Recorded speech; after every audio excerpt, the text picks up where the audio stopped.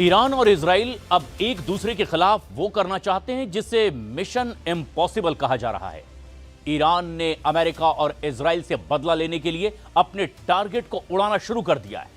वहीं इजराइल और अमेरिका ने अब ईरान में कारपेट बॉम्बिंग भी शुरू कर दी है, लेकिन ईरान ने कसम खाई है कि वो पूरे पश्चिम एशिया का नक्शा ही बदल देगा।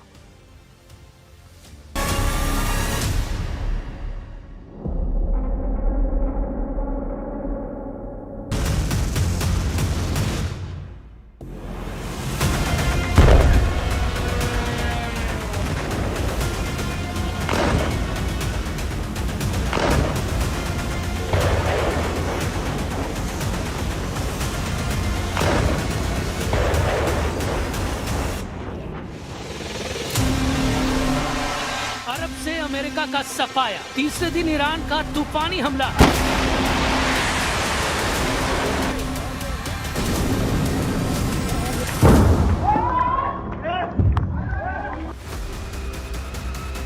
मिडिल ईस्ट की जंग, अमेरिकी पकड़ कितनी मजबूत।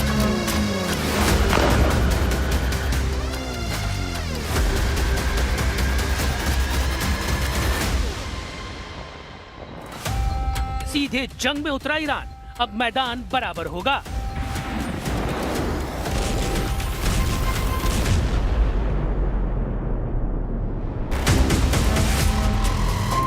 मिडिल ईस्ट के आसमान अब बादलों से नहीं, मिसाइलों की लकीरों से भरने लगे हैं। क्या खमनेई की मौत का हिसाब ईरान अमेरिका को खाड़ी से बाहर करके लेगा?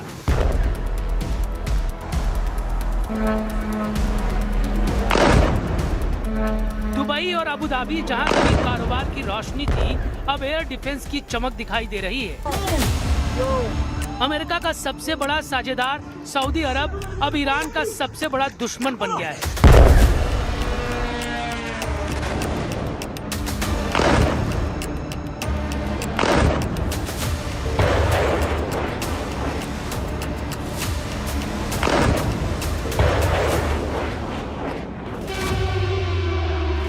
बहरीन, कतर, जहां अमेरिकी कमांडरों की गश्त थी, वहां हर मिसाइलों पर वॉशिंगटन के नाम एक खुली चेतावनी है।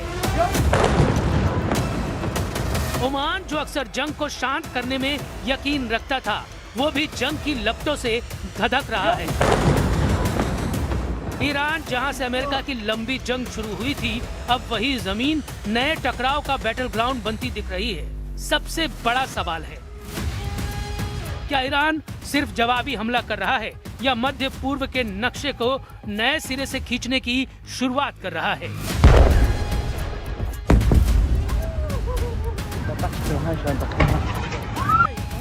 अमेरिका और इजराइल से जंग का तीसरा दिन है, लेकिन लड़ाका फोर्स के तूफानी हमले थमते नहीं दिख रहे।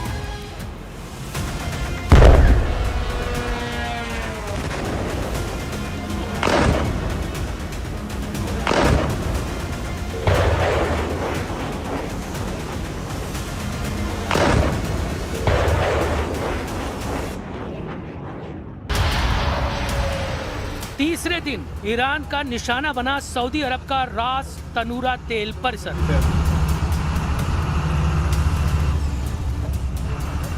लंबी दूरी से भेजे गए ड्रोन खाड़ी तट की ओर बढ़े। सऊदी अरब के एयर डिफेंस ने 2 ड्रोन इंटरसेप्ट की, लेकिन गिरते मलबे से रिफाइनरी परिसर में आग लग गई।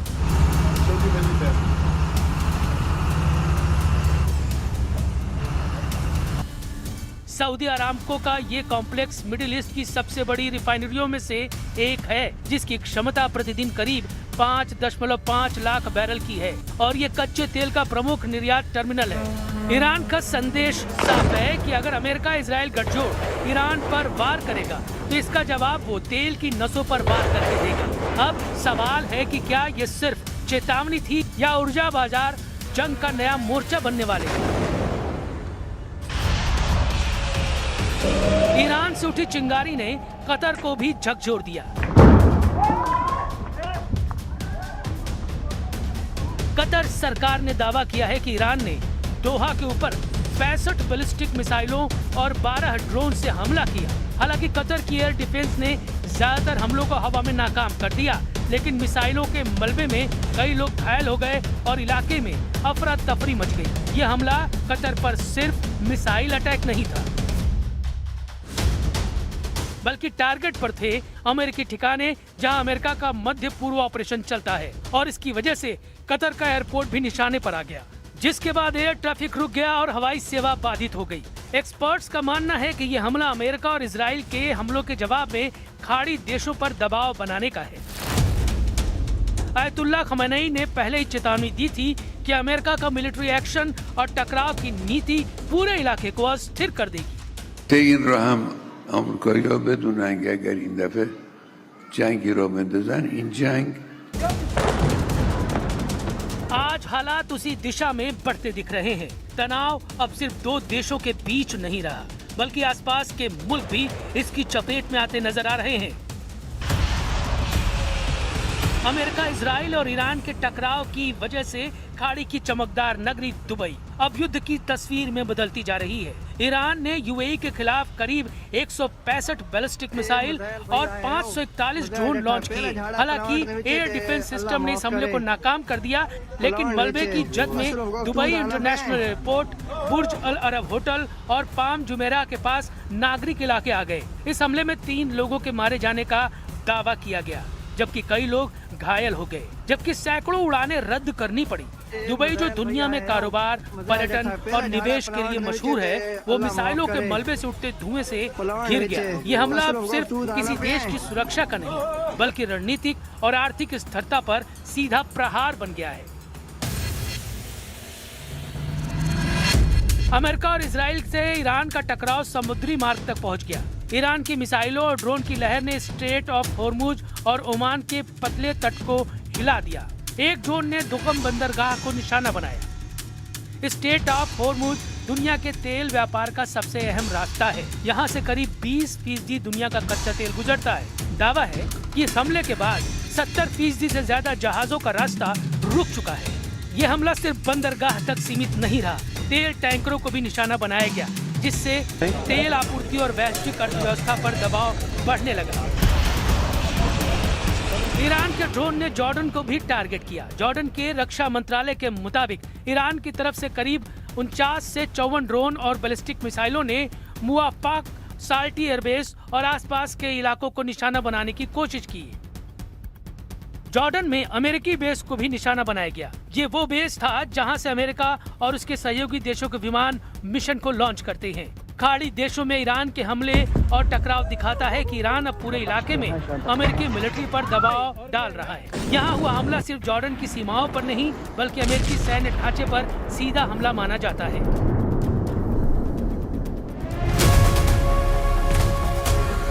इराक के आसमान में भी ईरान से टकराव की छाप साफ नजर आई। रिपोर्ट के मुताबिक ईरान समर्थित समूहों ने इराक में इंटरनेशनल एयरपोर्ट और अमेरिकी सैन्य ठिकानों को निशाना बनाकर मिसाइल और ड्रोन हमले किए, जिसके बाद अमेरिकी दूतावास और एयरबेस पर सुरक्षा अलर्ट जारी करना पड़ा। इराक में यह टकराव इसलिए अहम है क्योंकि यहाँ अमेरिका की सबसे लंबी मिलिट्री मौजूदगी रही है। इजराइल ईरान युद्ध अब और भयंकर होता दिख रहा है। एक तरफ डोनाल्ड ट्रंप अड़े हैं, तो दूसरी तरफ तेहरान भी झुकने को तैयार नहीं। अमेरिका और इजराइल की ओर से लगातार हवाई हमले जारी हैं। तेहरान भी सैन्य ठिकानों और रणनीतिक ढांचों पर वार कर रहा है। ईरान की तरफ से मिसाइल और ड्रोन पलटवार क्षमता नहीं दिख रहा। खाड़ी के आसमान में इंटरसेप्टर चमक रहे हैं और सीमाओं पर सायरन गूंज रहे हैं। अब ये जंग सिर्फ 2 देशों तक सीमित नहीं रही, इसका असर पूरे मिडिल ईस्ट पर दिखाई दे रहा है।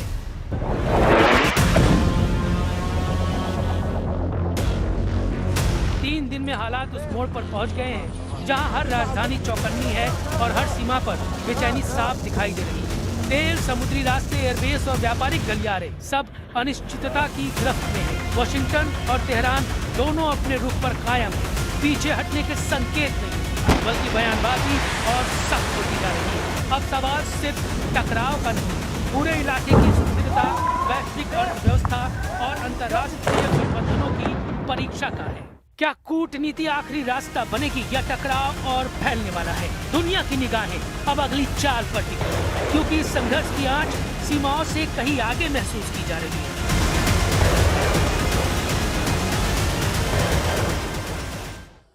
अब हम आपको दिखाते हैं कि दुनिया में ये जंग की आग अब आखिर कहां कहां तक बढ़ती चली जा रही है। इस पर जरा नजर डालिए किस तरीके से दुनिया भर में ये जंग की आग बढ़ रही है, क्योंकि अब दायरे में इजराइल, लेबनान, सीरिया, साइप्रस भी हैं और सऊदी अरब में इराक, कुवैत, ईरान, बहरीन, जिस तरीके से ये हमले एक के बाद एक होते चले जा रहे हैं। ये तस्वीर आप देखिए, कतर, बहरीन, यूएई, ओमान और यमन, ये वो जगह हैं जहां पर अब जबरदस्त पलटवार हो रहा है और माना यह जा रहा है कि इसका ऐलान तो ईरान ने पहले ही कर रखा था कि अगर अमेरिका और इजराइल की ओर से ईरान पर हमला होता है तो जहां जहां अमेरिका के बेस हैं इन सबको निशाने पर लेगा ईरान, और ऐसा ही करता दिखाई दे रहा है। और इसीलिए एक के बाद एक कई बड़े धमाके इन इलाकों में होते चले जा रहे हैं और अब मिडिल ईस्ट में कई ऐसे देश हैं जो इस जंग की आग की चपेट में आते चले जा रहे हैं। अब ऐसे में ईरान ने दुबई को भी टारगेट करने के लिए अपना सबसे कुख्यात ड्रोन इस्तेमाल करना शुरू कर दिया है और ईरान के शाही ड्रोन ने दुबई को टारगेट बना लिया है। दुबई दरअसल वो जगह जिसे दुनिया का सबसे सुरक्षित टैक्स हेवन कहा जाता था, लेकिन अब वहां धमाकों की गूंज से हाहाकार मचा हुआ है। Oh my God.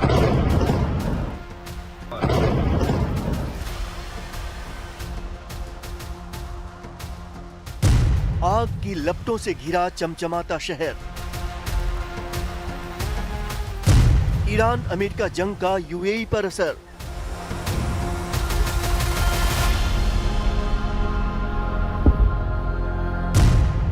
ईरान का हमला, दुबई में दहशत।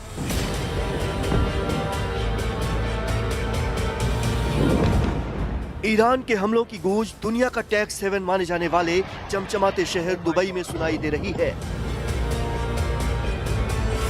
दुबई एयरपोर्ट पर किस तरह अफरा तफरी मची है, इन तस्वीरों में देखिए।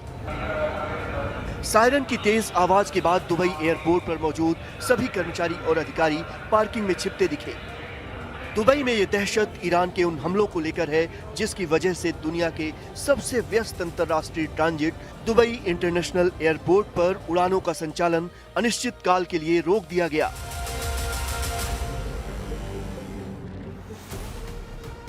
ईरान की ओर से खाड़ी देशों में दागी गई बैलिस्टिक मिसाइलों के बाद सुरक्षा को देखते हुए यह कदम उठाया गया। ईरान के हमले में दुबई एयरपोर्ट को भारी नुकसान हुआ। सभी फ्लाइट्स बंद हैं, दुनिया भर के यात्री फंसे हुए हैं और एयरपोर्ट पर हमले की इन तस्वीरों ने सबको हिलाकर रख दिया है। The last few hours have been extremely tense. We could hear the sounds of interceptions overhead, and a few hours later there was explosion very close to where we were holed up at Dubai airport. My coach was barely about 100 meters away where it happened, and had to quickly move out of the area. Experiencing something like this in such close quarters is truly it truly shakes the very foundation you're built on, and you never expect these things to happen to you or anyone close to you, but sometimes situations are beyond your control. Currently we are safe now and have been moved to a more secure place. Dubai पर Iran के हमले की वजह से वहां फंसे भारतीय भारत सरकार से मदद की गुहार लगा रहे हैं। जंग स्टार्ट हो गई है, रिसेंटली सुबह से यहाँ एयर स्ट्राइक्स हो रही है, तो हमारी रिक्वेस्ट है गवर्नमेंट ऑफ इंडिया से और मिनिस्ट्री से कि हमें जल्दी से जल्दी इवैक्यूएशन प्रोसेस स्टार्ट किया जाए, क्योंकि अभी एयर स्पेस भी बंद हो चुकी है और हम कोई स्टूडेंट अभी यहाँ से निकल भी नहीं सकता है। रिसेंट गाइडलाइंस जो कि एम्बेसी की तरफ से आई हैं कंट्री लीव करने की, इस मसले को मद्देनज़र रखते हुए हम आपसे रिक्वेस्ट करते हैं कि हमारी मदद कीजिए ताकि हमारे एग्ज़ाम्स और क्लास पोस्टपोन हो सके और हम कंट्री सेफली एग्जिट कर सकें। सोशल मीडिया हैंडल्स पर किए जा रहे दावों के मुताबिक ईरान की शाहिद ड्रोन ने दुबई को निशाना बनाया। पर्यटन स्थल पाम जुमेराह में भी भीषण हमले की खबर है।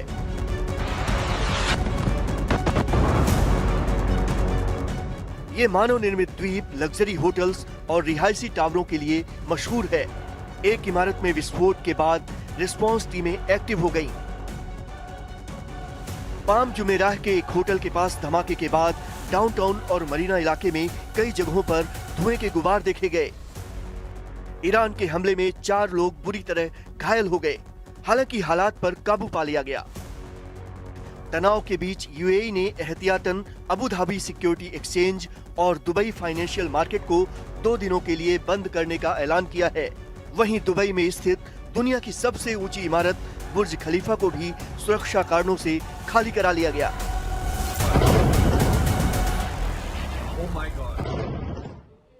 और अब बात ईरान की मिसाइल पावर की। ईरान के पास छोटी से लेकर के लंबी दूरी तक मार करने वाली बैलिस्टिक और क्रूज मिसाइलों का एक जबरदस्त जखीरा मौजूद है। करीब 300 किलोमीटर रेंज में ईरान के पास में शहाब-1 और फतह 110 जैसी 2 खास मिसाइलें हैं। 500 किलोमीटर रेंज कैटेगरी में राद 500 और शहाब-2, साथ ही फतह 313, ये 3 खास मिसाइलें ईरान के पास मौजूद है। लेकिन अगर 600 किलोमीटर की रेंज वाली मिसाइलों की बात करें तो ईरान के पास में कुद्स-1 भी मौजूद है। वहीं 700 किलोमीटर रेंज में या अली और जुल्फिकार, ये 2 मिसाइलें मौजूद हैं। ईरान के पास 800 किलोमीटर रेंज में क़ियाम-1 और 1000 किलोमीटर रेंज में कदर 380, ये मिसाइल मौजूद है। 1300 किलोमीटर रेंज में शहाब-3 मौजूद है और इसके अलावा 1450 यानी 1450 किलोमीटर की रेंज तक मार करने वाली खैबर शिकन मौजूद है। 1700 किलोमीटर तक मार करने वाली इमाद और 2000 किलोमीटर तक मार करने वाली 3 बड़ी मिसाइलें खुर्रमशहर, गदीर और सेजिल भी ईरान के पास मौजूद है। इसके अलावा करीब 2500 किलोमीटर रेंज की सोमर क्रूज मिसाइल भी ईरान के पास बहुत बड़ी ताकत रखती है। और ऐसे में लगातार अब ईरान पर तूफानी हमला करने वाले अमेरिका और इजराइल युद्ध के दलदल में बुरी तरह से फंसते चले जा रहे हैं। दावों के मुताबिक ईरान के परमाणु ठिकानों पर हमला करने के बाद से ही रूस ने चेतावनी दे दी है कि अब रूस चुपचाप नहीं बैठेगा। पुतिन ने तो यहां तक कह दिया कि हम ईरान से लगातार संपर्क में हैं।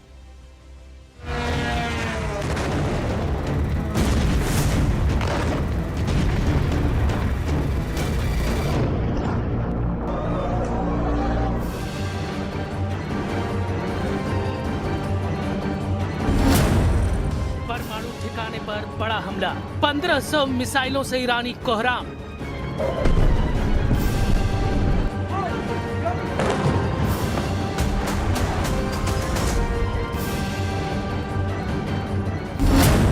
तीसरे दिन में ईरान युद्ध अब ऐसे दौर में पहुंच चुका है जहां ईरान अब मरने और मारने पर पूरी तरह से उतारू हो चुका है। जहां पहले राउंड में अमेरिका और इजराइल ने एक तरफा हमले करके सुप्रीम लीडर अली खamenei समेत 48 से ज्यादा टॉप लीडर्स और कमांडर्स को मार डाला, तो वहीं अब ईरान ने पिछले 3 दिनों में 1000 मिसाइल और ड्रोन से इजराइल और पश्चिमी एशिया में फैले अमेरिका के दर्जनों सैन्य अड्डों पर भीषण हमले किए हैं। हालात ये हो गए हैं कि राष्ट्रपति ट्रंप भी ये मानने को मजबूर हो गए हैं कि युद्ध 2 हफ्ते से ज्यादा चल सकता है।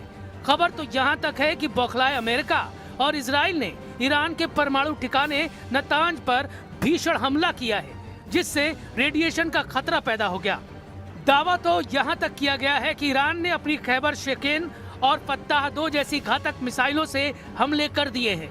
इजराइल की राजधानी तेल अवीव में 40 से ज्यादा इमारतों को ईरान ने अपने मिसाइल और ड्रोन हमलों से उड़ा दिया। यरूशलेम ने भी ईरान के तूफानी हमलों से भारी तबाही हुई है। अब तक युद्ध में अमेरिका के कई जेट गिर चुके हैं। कुवैत के रक्षा मंत्रालय का यहां तक दावा है कि अमेरिका के कई जेट गिरे हैं। हालांकि कुवैत ने संख्या नहीं बताई है। कुल मिलाकर मिडिल के 8 देश ईरान की बदले की आग में जलने लगे हैं। हम शुरुआत करते हैं अमेरिका और इजराइल के उस तूफानी हमलों से, जिसकी वजह से पश्चिमी एशिया में परमाणु जंग का खतरा पैदा हो गया है। ईरान के परमाणु ठिकाने पर हमला, नेतन्याहू के दफ्तर पर निशाना। 28 फरवरी 2026 को शुरू हुए ऑपरेशन एपिक फ्यूरी और ऑपरेशन रोरिंग लॉयन में ईरान ने तांडव मचा रखा है। रॉयटर्स के हवाले से खबर आ रही है कि अभी तक ईरान में 255 से ज्यादा लोग मारे जा चुके हैं। तेहरान के पश्चिमी इलाके में सबसे ज्यादा अमेरिका और इजराइल ने हमले किए। खबर तो यहाँ तक है कि इजराइल और अमेरिका ने ईरान के नतांज परमाणु ठिकाने पर भीषण हवाई हमला किया है। रेडिएशन की चेतावनी देते हुए ईरान ने दावा किया है कि इजराइल के हमले से पूरे इलाके में परमाणु रेडिएशन किसी भी वक्त शुरू हो सकता है। पिछले 72 घंटे में दोनों तरफ से हजारों मिसाइल, बम और ड्रोन एक दूसरे पर दागे जा चुके हैं। जरा ये आंकड़े देखिए। पिछले 72 घंटों में अमेरिका और इजराइल ने ईरान के भीतर 2500 से अधिक ठिकानों पर बमबारी की है। पहले 24 घंटों की रिपोर्टों के अनुसार केवल पहले दिन अमेरिका ने 900 और इजराइल ने लगभग 1200 हवाई हमले किए हैं। ईरान के तेहरान, इस्फहान, कोम, करज और किरमान शाह जैसे प्रमुख शहरों को निशाना बनाया गया है। इजराइल के 200 से अधिक लड़ाकू विमानों जिसमें F-35 और F-15 ने सैकड़ों टन सटीक हथियार और लगभग 500 से अधिक बड़ी मिसाइलें दागी हैं। अमेरिकी युद्धपोतों और पनडुब्बियों ने 1000 से अधिक टोमाहॉक क्रूज मिसाइलें दागी हैं। अमेरिका ने अपने B-2 स्टील्थ बॉम्बर से 14 GBU-57 बम गिराए।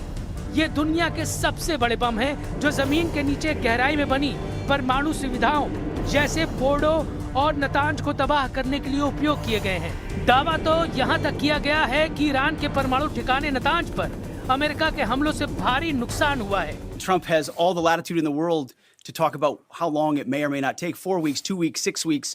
It could move up, it could move back. We're going to execute at his command the objectives we've set out to achieve. And what he has shown an ability to do that other presidents can't quite seem to have the aperture to do, well, I mean, Joe Biden didn't even know what he was doing, is to look for opportunities and off-ramps and escalations for the United States that creates new opportunities to execute what we need on our own time. Iran का तूफानी पलटवार, खौफ में Trump, 4 हफ्ते चलेगा युद्ध। दूसरी तरफ ईरान ने भी इजराइल और अमेरिका के सैन्य अड्डों पर तूफानी हमले किए हैं। कतर, बहरीन, कुवैत, सऊदी अरब, यूएई, साइप्रस और तुर्की में आज ईरान ने इतने तूफानी हमले किए हैं जिन्हें देखकर राष्ट्रपति ट्रंप बुरी तरह से बौखला गए हैं। ट्रंप ने माना कि ये जंग 2 हफ्ते से लेकर 4 हफ्ते तक चल सकती है। हैरानी की बात तो ये है कि जिस ईरान को पहले राउंड के हमलों में हराने का दावा कर रहे थे, वो अब लंबे युद्ध का अनुमान लगाने लगे हैं।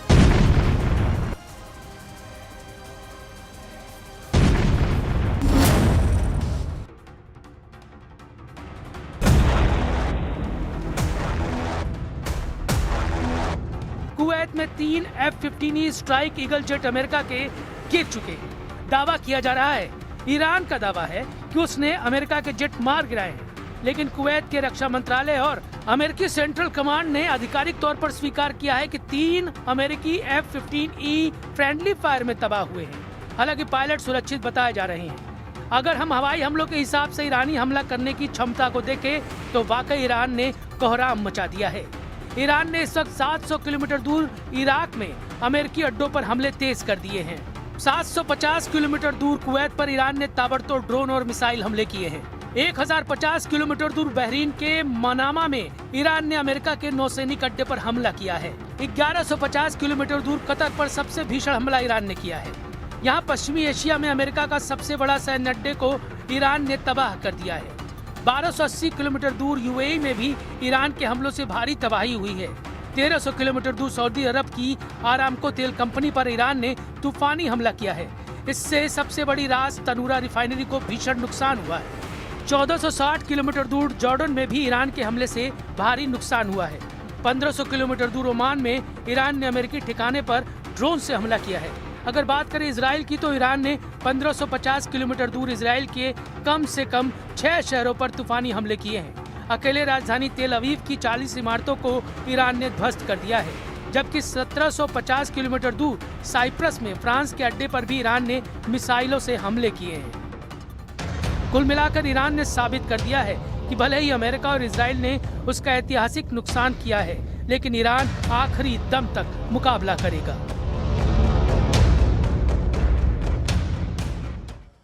अब इस ईरान से जंग के बीच लेबनान में हिजबुल्लाह और इजराइल के बीच में जंग जारी है। लेबनान में इजराइल के हमले का खौफनाक वीडियो भी आया है, जो इस वक्त आप देख रहे हैं। लेबनान पर इजरायली हमले का ये एक ताजा और नया वीडियो है। किस तरीके से पूरा टावर ध्वस्त कर दिया गया है। जबरदस्त काले धुएं का गुबार दिखाई दे रहा है। इस धमाके में एक बिल्डिंग पूरी तरीके से तबाह हो गई। बिल्डिंग के ऊपर लगा हुआ एक टावर सीधे नीचे जमीन में धंसता दिखाई दे रहा है, यानी उससे पहले वो पूरी इमारत धराशायी हो गई है। इजराइल का ये एक जबरदस्त पलटवार लेबनान पर।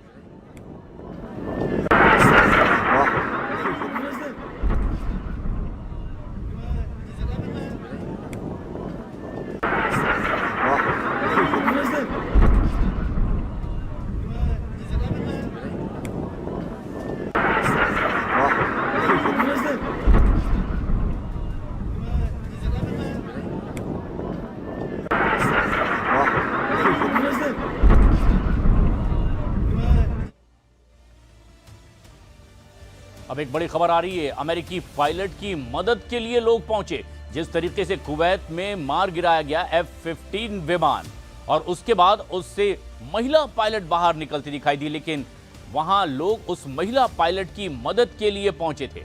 अमेरिकी महिला पायलट के लिए कुवैत में लोग उनके नजदीक पहुंचे, जबकि वहां पर F-15 विमान मार गिराया गया था और इसकी तस्वीरें भी सामने आई है किस तरह से। You're fine? Really? You need something to help you? No problem, you're safe. You're safe, you're safe. Everything good? No problem. Thank you for helping us. Everything perfect? You're fine? Really? You need something to help you? No problem, you're safe. You're safe, you're safe. Everything good? No problem. Thank you for helping us. Everything perfect?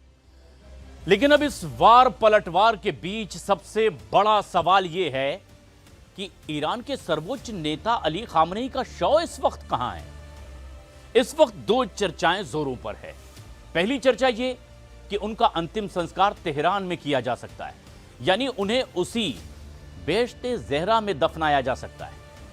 बेश्ते Zahra Tehran में ही मौजूद है और यहीं पर Iran में इस्लामी क्रांति के जनक Ayatollah Ruhollah Khomeini को भी दफन किया गया है। लेकिन एक दूसरी चर्चा भी है कि खामनेई को उनके होम टाउन मशहद में दफनाया जा सकता है। दरअसल मशहद में शिया मुसलमानों के 8वें इमाम अली रजा का भी रोजा है, यानी कि वो जगह जहां पर उन्हें दफन किया गया है। अब इसे ईरान में सबसे ज्यादा पवित्र जगह मानी जाती है। 2024 में ईरान के पूर्व राष्ट्रपति इब्राहिम रईसी को भी यहीं दफनाया गया।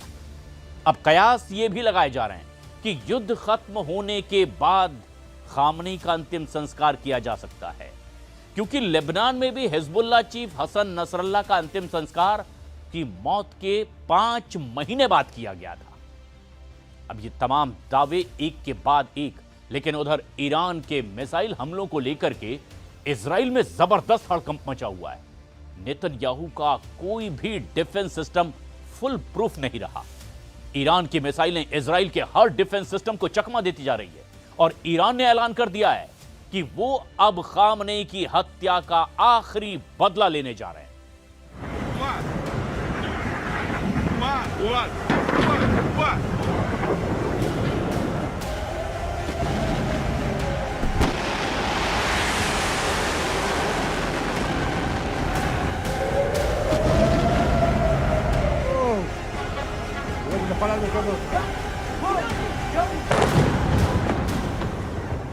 इजराइल में अगला टारगेट कौन है? ईरान में सर्वोच्च नेता अली खामेनेई की हत्या का बदला लेने के लिए ईरान कहां-कहां मिसाइल दागने जा रहा है। ईरान के टारगेट पर इस वक्त इजराइल की टॉप लीडरशिप है। इजराइल के प्रधानमंत्री बेंजामिन नेतन्याहू, इजराइल के रक्षा मंत्री इजराइल काट्ज, इजराइल के सेना अध्यक्ष इयाल ज़मीर और इजराइल की खुफिया एजेंसी मोसाद के चीफ डेविड बार्निया। इन 4 लोगों के खून का प्यासा हो चुका है ईरान। ईरान में हमले हो रहे हैं, इजराइल में मिसाइल गिर रही हैं। जहां इजराइल की खुफिया एजेंसी मोसाद ईरान में एक्टिव है, वहीं ईरान के खुफिया हिटमैन इजराइल में टहल रहे हैं। ये बात नेतन्याहू भी बहुत अच्छी तरह जानते हैं और यही वजह है कि इजराइल इस वक्त ईरान का सबसे बड़ा टारगेट बन चुका है।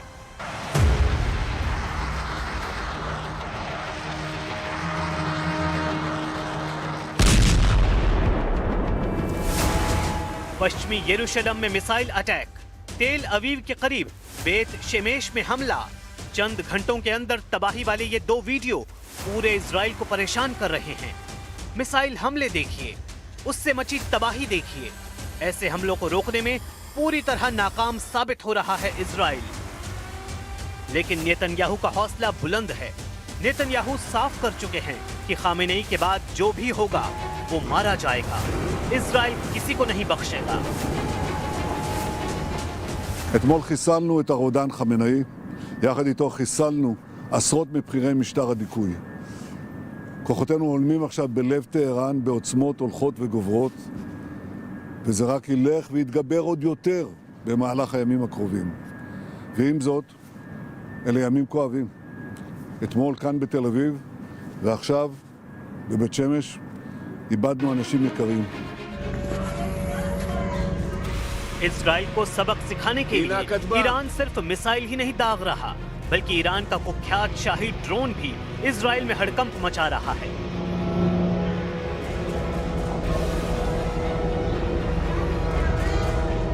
ये वीडियो उत्तरी इजराइल से आया है, जहां ईरान का शाहिद 136 ड्रोन अपनी बदनाम आवाज के साथ तेजी से उड़ रहा है। इजराइल के आसमान में शाहिद ड्रोन के पहुंचने का मतलब है इजराइल का एयर डिफेंस सिस्टम नाकाम साबित हो रहा है। ये ड्रोन 2000 किलोमीटर दूर से उड़कर इजराइल पहुंच गया और इजराइल इसे रोकने में फेल हो गया। ईरान के हमले बता रहे हैं कि उसकी मिसाइल लगातार तैयार है। ईरान पर हर हमले का मुंहतोड़ जवाब दिया जाएगा। इजराइल के शहर ऐसे ही दहलते रहेंगे, चाहे वो तेल अवीव हो, हाइफा हो या फिर कोई भी मिलिट्री अड्डा। ईरान वहां ऐसी तबाही वाले हमले करता रहेगा। ईरान और इजराइल का युद्ध हाइपरसोनिक दौर में पहुंच चुका है। ईरान की हाइपरसोनिक मिसाइलों ने इजराइल में तहलका मचा दिया है।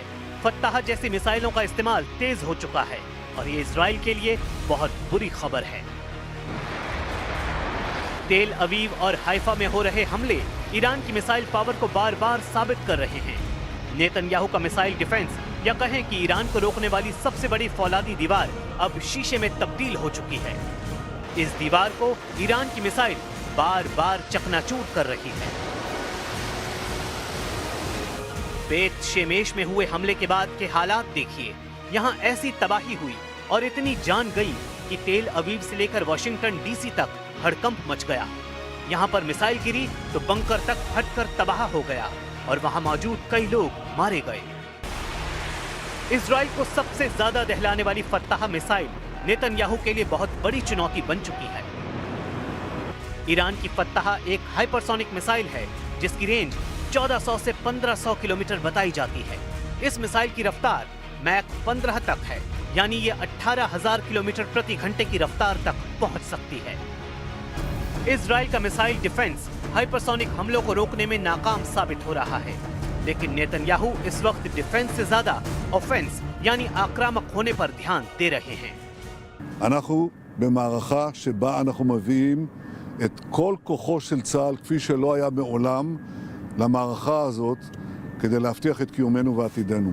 אבל אנחנו מביאים למערכה הזאת גם את סיועה של ארצות הברית, את ידידי נשיא ארצות הברית דונלד טראמפ, את צבא ארצות הברית, ושילוב הכוחות הזה מאפשר לנו לעשות את מה שאני מייחל לעשות כבר 40 שנה. להכות את משטר הטרור שוק על ירך. इजराइल पर हुए हमलों में जिन मिसाइलों ने तबाही मचाई है उनकी लिस्ट देख लीजिए, क्योंकि यही अब तक नेतन्याहू के लिए सबसे बड़ी परेशानी बनी है। इनमें सबसे खतरनाक फत्ताह 1 और खैबर शिकर मिसाइल शामिल हैं। इसमें कद्र और इमाद मिसाइल भी शामिल हैं। फत्ताह हाइपरसोनिक मिसाइल की रेंज 1400 किलोमीटर है। खैबर शिकन मिसाइल की रेंज 1450 किलोमीटर है। कद्र मिसाइल की रेंज 2000 किलोमीटर तक है और इमाद की रेंज 1700 किलोमीटर है। ये सभी मिसाइल इजराइल के खिलाफ ऑपरेशन में दागी जा रही हैं। तेल अवीव से लेकर हाइफा और अशदोद से लेकर बीर शीबा और शेफाल जैसे छोटे शहरों पर भी इन्हीं मिसाइलों से हमले हुए हैं। इसलिए ईरान के कमांडर जो वार्निंग दे रहे हैं उसे इजराइल बिल्कुल भी हल्के में नहीं ले सकता। ईरान के मिसाइल गोदाम लगातार एक्टिव हैं और उसके लॉन्च पैड लगातार रीलोड किए जा रहे हैं। इनमें सबसे ज्यादा खतरनाक है ईरान की फत्ताह मिसाइल। फत्ताह की खासियत है ये तेज रफ्तार के साथ अपनी दिशा भी बदलती है, यानी एक ट्रेजेक्टरी में हमला नहीं करती। ये पृथ्वी के वायुमंडल के अंदर और बाहर सभी दिशाओं से गुजर सकती है और जब टारगेट पर हमला करती है तो इसकी रफ्तार इतनी ज्यादा होती है कि दुश्मन का इसे देखना भी मुश्किल है। ये बात नेतन्याहू बहुत अच्छी तरह जानते हैं। ऐसे में इजराइल में अगला कहां धमाका होगा, कौन सी मिसाइल कहां गिरेगी, इसे लेकर इजराइल के मिसाइल ट्रैकिंग रेडार सिस्टम काफी प्रेशर में है। इन सबसे खास है अमेरिका का थाड मिसाइल डिफेंस सिस्टम, जो पूरे इजराइल को बचाने के लिए तैनात किया गया है। थाड 200 किलोमीटर की दूरी तक दुश्मन की किसी भी मिसाइल को मार सकता है। ये 150 किलोमीटर की ऊंचाई तक किसी भी मिसाइल को इंटरसेप्ट कर सकता है। अमेरिका के पास थाड की 7 बैटरियां हैं। एक बैटरी में 6 ट्रक माउंटेड लॉन्चर होते हैं। दुश्मन की मिसाइल को रोकने के लिए थाड सिस्टम के एक लॉन्चर से एक बार में 8 मिसाइल दागी जा सकती हैं। यानी पूरी बैटरी में कुल 48 इंटरसेप्टर मिसाइल होती हैं। इसे ऑपरेट करने के लिए 95 सैनिकों की जरूरत होती है। इजराइल में ऐसे 2-2 सिस्टम तैनात रहे, लेकिन क्या ये काफी साबित हुए? बिल्कुल नहीं। हाइफा और तेल अवीव में गिरती हुई मिसाइलों ने बताया है कि ईरान एक बार में सैकड़ों मिसाइल फायर करने की ताकत रखता है और उनको रोकना ना इजराइल के बस की बात है, ना ही अमेरिका इसमें 100% कामयाब रहा है। अगले 24 घंटे इजराइल के लिए बहुत खतरनाक होने वाले हैं। अगर नेतन्याहू ईरान के लॉन्च पैड वाले अड्डों को तबाह करने में नाकाम रहे तो समझ लीजिए इजराइल और अमेरिका को लगातार बड़े बड़े झटके मिलते रहेंगे। ईरान से युद्ध को लेकर अमेरिका और इजराइल को ऐसे सिग्नल लगातार मिल रहे हैं।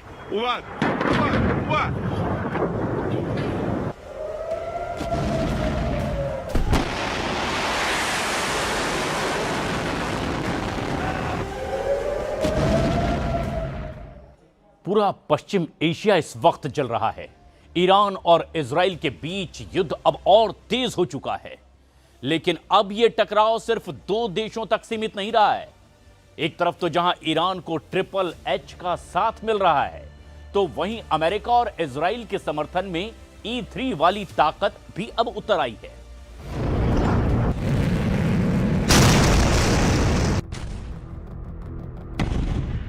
महायुद्ध में ईरान के साथ HHH की एंट्री, इजराइल अमेरिका के साथ E3 की एंट्री। ईरान इजराइल संघर्ष और भड़का, अमेरिका खुलकर इजराइल के साथ ईरान समर्थित HHH की एंट्री। यूएस इजराइल के समर्थन में E3 की एंट्री। एक तरफ अमेरिका और इजराइल, दूसरी तरफ ईरान और उसके समर्थित हथियारबंद संगठन। ईरान के supreme leader Ayatollah Ali Khamenei के मारे जाने के बाद महायुद्ध की आग और भड़क गई। इजराइल और अमेरिका के वार का अब ईरान भी पूरी ताकत से जवाब दे रहा है। अब ईरान इस महायुद्ध में अकेला नहीं रहा है, उसे मिला है HHH का साथ, यानी HHH, हमास, हिजबुल्लाह और हूती भी ईरान के समर्थन में युद्ध में उतर आए हैं। गाजा में हमास, लेबनान में हिजबुल्लाह और यमन में हूती, ये तीनों संगठन जिन्हें ईरान का समर्थन मिलता रहा है, अब खुलकर ईरान के लिए मैदान में उतरते दिख रहे हैं। इसे ही कहा जा रहा है HHH गठजोड़। हिजबुल्लाह ने तो सीज फायर तोड़ने का ऐलान कर दिया है और इजराइल पर रॉकेट हमले भी शुरू कर दिए हैं। ये रविवार रात की तस्वीरें हैं जब हिजबुल्लाह ने अचानक इजराइल पर धावा बोल दिया, लेकिन इस हमले के कुछ ही मिनट के बाद इजराइल के जवाबी हमला किया तो लेबनान में हड़कंप मच गया। लेबनान में हिजबुल्लाह के ठिकानों पर गोले गिरने शुरू हुए तो पूरे देश में ताबड़तोड़ शोर गूंजने लगे। आम लोग घर छोड़कर सुरक्षित ठिकानों की ओर भागने लगे। तो इधर यूरोप भी अब चुप नहीं है। अमेरिका और इजराइल के समर्थन में E3 खुलकर सामने आ गया है। E3 का मतलब है फ्रांस, जर्मनी और ब्रिटेन। तीनों देशों ने संयुक्त बयान जारी कर ईरान के मिसाइल और ड्रोन हमलों की कड़ी निंदा की है। E3 ने साफ कहा कि वो अपने हितों और सहयोगियों की रक्षा के लिए डिफेंसिव एक्शन लेगा। मतलब साफ है, अब जंग का दायरा और बढ़ सकता है। पूरा मिडिल ईस्ट युद्ध की ज्वाला में घिर सकता है। बारूद की गंध, आसमान में ड्रोन, सरहदों पर मिसाइल। मिडिल ईस्ट की जमीन पर जो शुरू हुआ है, क्या वो दुनिया को बड़े युद्ध की ओर ले जाएगा? HHH बनाम E3 अब टकराव सिर्फ क्षेत्रीय नहीं बल्कि वैश्विक होता दिख रहा है।